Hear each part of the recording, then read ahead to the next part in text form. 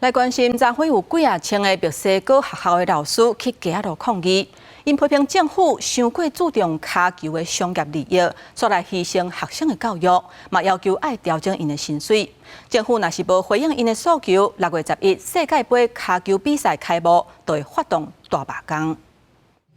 3000多個教師工會組織的示威人員，選擇15教師節同日行上街路，為首都墨西哥市中心的主要幹道沿路到憲法廣場參加示威的老師也表示，抗議政府為世卡賽商業利益，無重視教育。進前墨西哥教育部用天氣正熱，甲避免6月份世卡賽賽事，和交通塞車的理由，宣布提前40天休熱，引起教師團體甲家長的抗議。雖然墨西哥總統選保姆出面表示還未定案，不過依然有爭議的聲音。Nos encontramos frente a una indolencia, nos encontramos frente a una soberbia que no permite la resolución de estos conflictos y que además se ha cerrado al diálogo. Lo que pedimos es que se aperture el diálogo para todas las causas. 教師工會組織要求加薪、廢除教改政策、加修改老師退休金法律等訴求。目前墨西哥公立老師月薪為967美金，合代票3萬起跳。雖然政府之前已經宣布加薪9%，不過工會組織批評無符合薪水翻倍要求，要求政府重新核定，按若無拜杜在世卡賽開幕期間發起全國大罷工。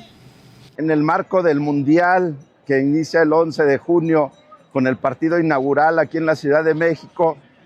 hemos definido que si no hay solución no rodará el balón, que iniciaremos una huelga nacional de todos los maestros de este país para exigir que la presidenta nos atienda y resuelva las demandas. 墨西哥是這屆世卡賽聯合主辦國之一，有550多萬的遊客，經濟效益超過24.5億美金，合代表710億。過去教師工會組織發動的罷工，和首都交通袂當幾啊天。這擺若在世卡賽期間發動抗爭，恐驚為4年1擺體育盛事帶來真大衝擊。公視新聞張淑芬報道。